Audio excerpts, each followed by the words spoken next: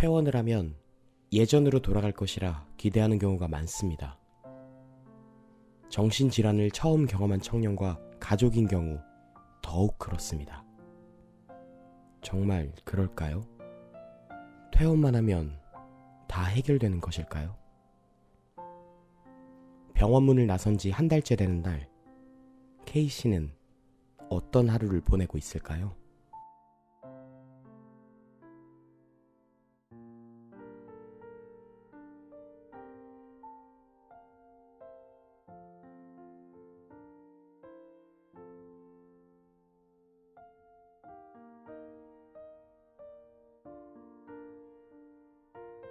퇴원만 하면 누구보다 잘 지낼 거라고 확신했던 K씨.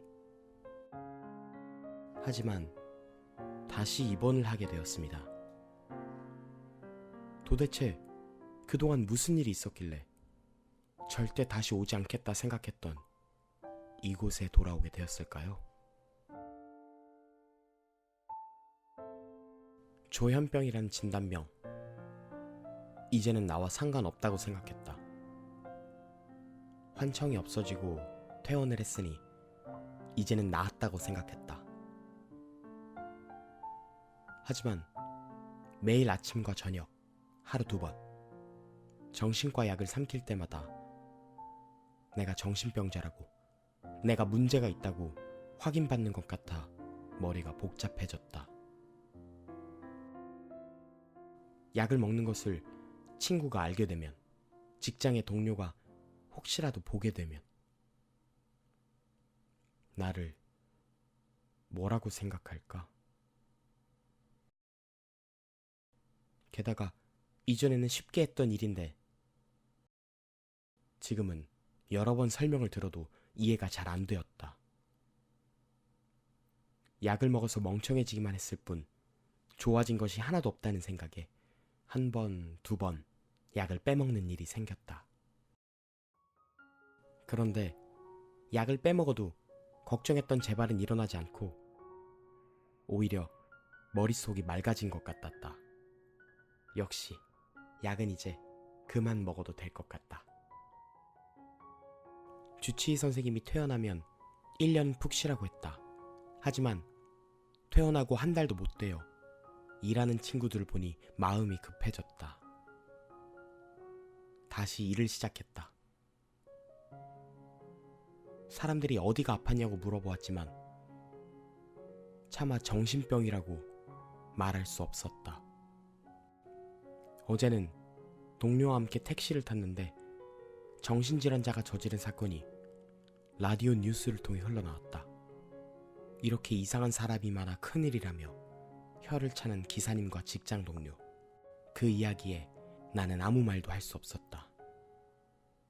절대 내가 조현병으로 입원했다는 것을 누구에게도 말하지 않을 것이다.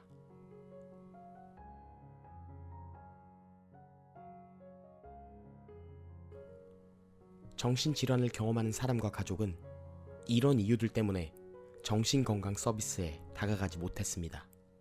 그러나 반대로 생각하면 100명 중 64명은 다시 입원하지 않았습니다. 100명 중 97명은 여전히 삶을 살아가고 있습니다.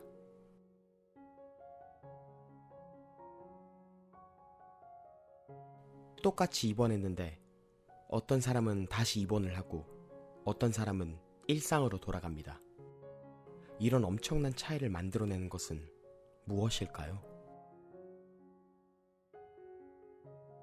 정신질환을 경험했지만 다시 일상으로 돌아가 자신의 삶을 사는 것.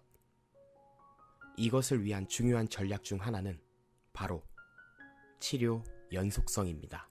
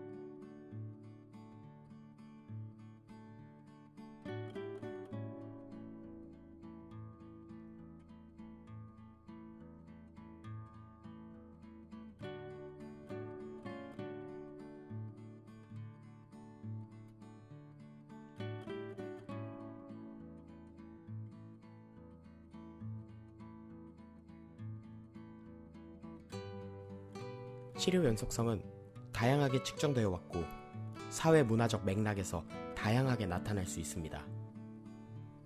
그러나 공통적인 것은 치료 연속성이 끊어지거나 변화하는 지점을 이어준다는 것입니다. 퇴원을 앞두었을 때, 취업, 주거 서비스와 같은 다른 서비스가 필요할 때 치료 연속성은 다양하게 적용될 수 있습니다.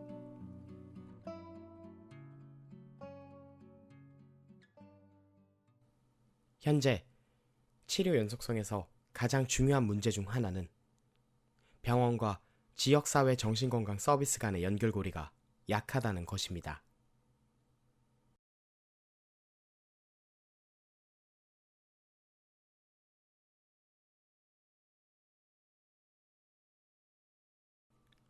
입원 치료에서 외래 치료로 전환되는 이 기간 동안 치료의 강도는 급격하게 낮아지고 가족의 부담이 점점 커져갑니다.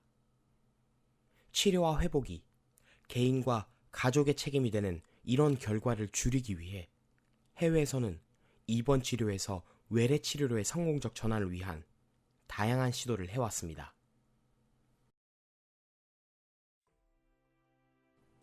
중증 정신질환자의 퇴원 후 초기, 지역사회에 잘 머무르기 위해 시도된 여러 국가들의 프로그램에는 몇 가지 공통점이 보입니다.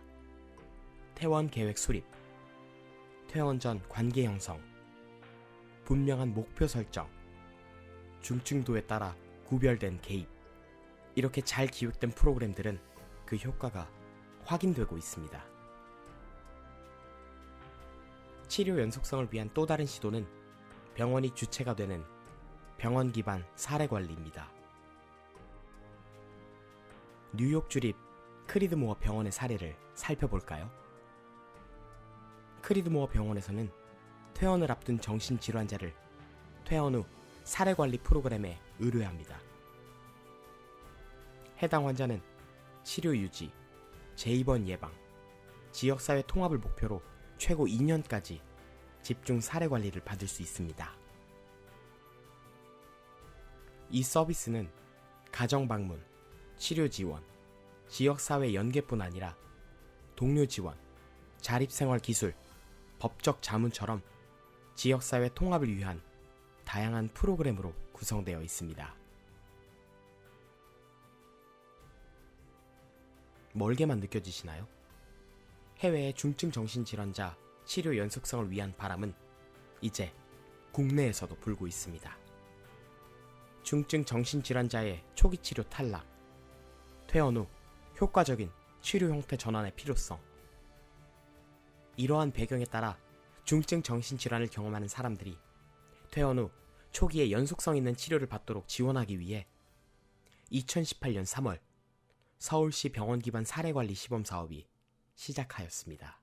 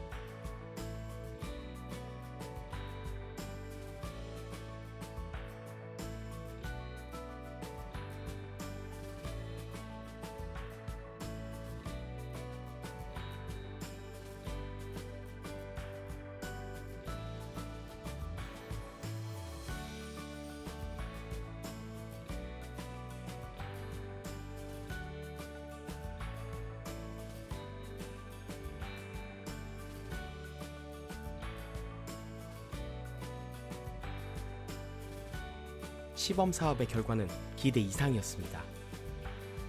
회복을 위한 결정적 시기인 퇴원 후 1개월의 외래 방문율은 무려 100%로 나타났습니다. 의뢰된 모든 사람이 퇴원 후 첫 달 외래에 방문하여 주치의를 만났다는 의미입니다. 퇴원 후 1개월 이내 약물 복용률은 96%, 퇴원 후 1개월 이내 재입원율은 4%로 국내 평균보다 훨씬 긍정적인 결과를 보여주었습니다. 무척 반갑고 설레는 결과라는 것은 분명합니다. 한편 이런 생각도 듭니다. 이것으로 충분할까요? 이 시범 사업은 서울의 일부 지역에서만 진행되었습니다. 퇴원 후 3개월이라는 짧은 기간만을 만날 뿐이었습니다. 무엇보다 치료 연속성은 우리의 생각보다 넓고 다양하게 만들어갈 수 있다는 것입니다. 현재 정신건강 서비스가 끊어지거나 변화하는 지점은 많습니다. 정신적 어려움이 있어도 정확하지 않은 정보, 주변의 시선과 낙인으로 정신건강 서비스에 닿기 어렵습니다. 급성기를 겪을 때 정신질환자의 가족이 가장 쉽게 해결할 수 있는 방법이 타인에 의한 입원이라는 것도 정신과 치료의 거부감을 증가시키는 요인일 것입니다. 병원에서 퇴원 계획을 세우는 경우가 고작 절반뿐이니 내가 원하는 서비스를 충분히 이용하지 못할 것도 예측할 수 있습니다. 처음 발병한 청년은 취업 성공, 부모 자녀 또는 대인관계에 도움이 되는 서비스를 원하지만 그런 서비스를 받는 곳이 어디인지, 아니 그런 서비스가 존재하는 것인지 알 도리가 없습니다. 그리고 이 모든 서비스를 스스로 혼자 찾아내야 한다는 것. 낙인과 싸우는 당사자와 가족에게는 차라리 포기가 더 쉬운 선택일지도 모릅니다. 중증 정신질환자의 치료 연속성, 어렵기만 한 일일까요? 막막한 우리에게 도움이 될 만한 반가운 선례가 있습니다. 미국 애리조나주의 정신응급 대응 체계입니다. 애리조나에서는 원활한 조정을 통해 다양한 서비스를 제공하는 위기 서비스 체계를 개발했습니다. 먼저 위기 핫라인 전화는 급성기 대응 체계 작동의 시발점으로 위기로 판단될 경우 모바일 팀이 다양한 정신질환 응급에 대응하고 중증 정신질환자를 안정하게 이송하는 역할을 합니다. 환자가 이송되는 지역사회 기반 정신응급센터는 중증 정신질환자가 입원으로 실직하는 등의 부담을 줄이고 일상생활에서 벗어나지 않기 위해 23시간 내에 급성기 증상을 치료, 안정시키는 집중치료를 운영합니다. 환자가 집중치료를 받는 동안 사회복지사는 환자의 정신건강과 기본 요구사항에 맞춰 서비스를 조정하여 급성 정신질환 증상이 유발되는 환경이 변화되도록 돕습니다. 이때 퇴원 계획 수립은 병원 내 정신보건사회복지사에 의해 필수적으로 이루어집니다. 입원 후 급성기 증상이 완화되는 시점부터 정신보건사회복지사는 지역사회 내 정신건강 서비스 기관들에 전화를 돌리기 시작합니다. 또한 염두에 두는 것은 비정신건강 서비스 기관도 함께 주요 자원으로 활용한다는 사실입니다. 만약 급성기 증상이 가정폭력에서 야기되었다면 가정폭력 상담 기관에서 더 효과적으로 개입할 수 있습니다. 급성기 증상이 월세가 밀린 스트레스에 의해 야기되었다면 쉼터나 저소득층의 주거안정지원기관에 전화하는 게 더 중요합니다. 급성기 증상이 학교에서 왕따를 당해 나타났다면 학교 사회복지사와 논의하여 대안을 만들어내는 게 더 중요합니다. 퇴원 계획에서 중요한 점은 정신질환을 경험하는 사람이 입원하지 않고 살아갈 수 있도록 실질적으로 도움이 되는 퇴원 계획을 세우는 것입니다. 이 애리조나주의 정신응급 체계에서의 필수 요소는 의료비 절감 시스템이라 합니다. 의료비 절감 시스템은 우리나라의 의료급여라고 볼 수 있습니다. 과거 미국에서도 한국의 의료급여처럼 정신과 병원의 치료에 한정하여 보험 수가를 지원했습니다. 그 결과 편향된 시스템에 의해 치료 연속성이 무너졌고 교도소 내 조현병 환자 수 또는 노숙자가 증가하는 등 사회적 문제가 나타났습니다. 치료의 연속성을 위해서는 정신질환자에게 필요한 지역사회의 다양한 서비스를 의료급여 제도에서 지원하는 것이 핵심입니다. 의료비 절감 시스템에서 수가로 인정하는 정신건강 서비스 목록은 표와 같습니다. 이러한 정신건강 서비스를 제공하기 위한 재정적 안정성이 확보된다면 치료의 연속성을 위해 한 발 더 다가갈 수 있을 것입니다. 서울시 병원 기반 사례관리 시범 사업은 중증 정신질환 치료 연속성을 위한 시도로 이제 한 발짝을 떼었습니다.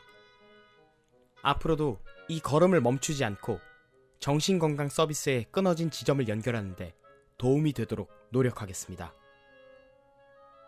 정신질환을 겪는 사람이라면 누구나 필요한 서비스를 이용할 수 있는 평등한 자리가 만들어지기를 기대합니다. 이를 위해 치료 연속성 상에 있는 의료기관, 지역사회 정신건강기관, 관련 전문가분들의 동참과 협력을 부탁드립니다.